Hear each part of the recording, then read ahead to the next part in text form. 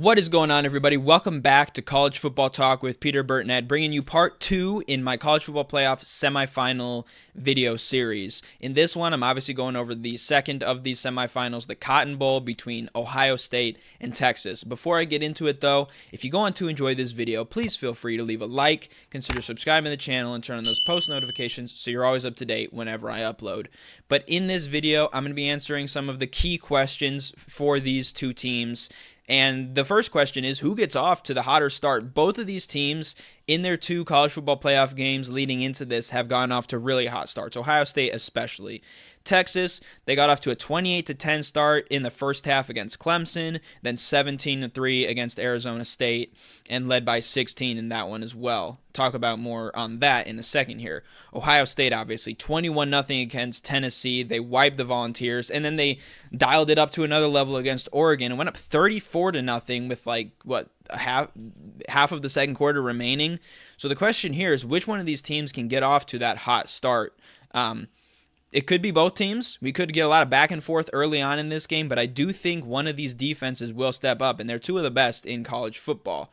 So that leads into my next question is, can Texas's defense, though, show up for the entire game? They've been really good throughout the season, and up until this playoff, really game in and game out, and throughout the game, they had been one of the best units in college football. But after giving up just 13 points combined in the first halves against Arizona State and Clemson, they then gave up 42 points combined in either the second half or overtime.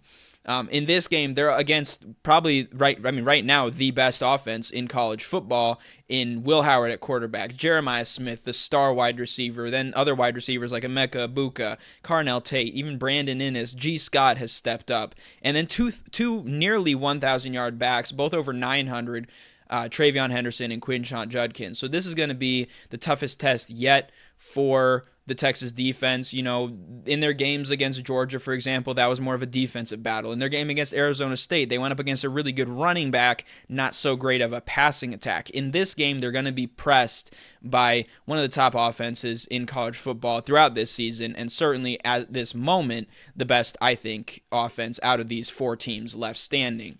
So my question is, I think in a sense they show up for a whole game. I think they'll be able to slow down Ohio State to the point of maybe having to get a couple of field goals or a couple field goal attempts. I think they're going to be really pressed in this game, though, and I think it's going to be really tough, especially considering they went to double OT in their last game. Another question I have is, which of the X-Factor tight ends will make the bigger impact, or what impact will they make? For Ohio State, I mentioned him already, G. Scott. He only has 219 receiving yards and 2 touchdowns this season, but 69 of those receiving yards have come in these two college football playoff games. He was the opening play against Oregon, going 30 yards, and I think he is an under-the-radar player for Ohio State when the focus is on Jeremiah Smith or Emeka Egbuka and some of those other receivers. G. Scott can be that option. For Texas, it's a little bit different. Gunnar Helm is one of their go-to guys. He's not their leading receiver. That's Matthew Golden. He's a heck of a player. Obviously, they've got Isaiah Bond as well. But their second leading receiver on this team is Gunnar Helm, who has 744 receiving yards and 7 touchdowns. And like Scott, he has gone off in the CFP. He has 133 receiving yards and 2 touchdowns. I think between these two, you could probably expect Helm to make the bigger impact, but I think Scott's impact adds kind of a dynamic. The Ohio State defense will game plan against Gunnar Helm. I don't know if Texas's defense will be as locked in to G. Scott, so I think he could have a big impact as well. Then, also, how will Ohio State do at stopping the running attack of Quintravion Wisner and Jaden Blue? Those two guys combined for nearly 300 rushing yards against Clemson. They kind of didn't rely on the run as much against Arizona State, but if they can have a big game like that, we know about Ohio State's struggles historically, especially recently when they lose the rushing battle. I don't know if they've won a single game or they've only won like 1 or 2 when they lose the rushing battle, so that's something to keep an eye on. And then finally, for Quinn Ewers, he's battled injuries. He seems to be healthy right now. Which version of him will we get? Will we get the one that we saw against Georgia? And I think Ohio State's defense is not only comparably similar to Georgia, I think they're a step better, especially with guys like cornerbacks Denzel Burke and Davison Igbinosa. And you've got Jack Sawyer and JT Tuimoloau, who have really stepped up after kind of, shaky regular seasons, not stepping up in the big games. For the most part, they've been really good in this college football playoff, not to mention Cody Simon kind of in the middle of that defense. The list kind of goes on and on. So the question here, will Quinn Ewers look more like he did against Georgia, against a really tough defense, or will he look like he did in these first two games of the college football playoff, where he's been really effective, really efficient, and has really been pretty explosive for the Texas offense? And then a kind of sidebar question to that is, how will the Ohio State defense disrupt? I've mentioned Jack Sawyer. I mean, as a unit, this team, Ohio State, had 8 sacks against Oregon, which has to be up there in Rose Bowl history for the most in a single game by a defense. I'm not sure about that. I'll double check and verify that. But that's the question here, is how do they disrupt? How do their cornerbacks do?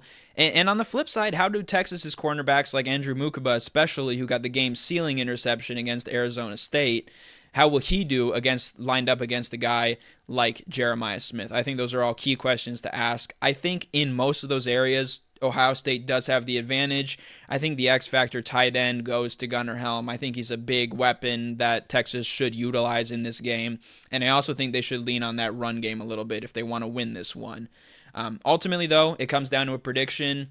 You've got 2 really good defenses, but you've also got 2 offenses that I would say are really hot right now.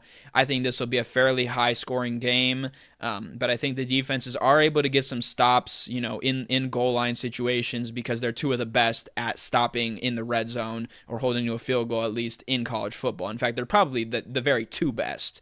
I think it's going to be Ohio State 37, and I think that could be like 3 field goals. Texas 28.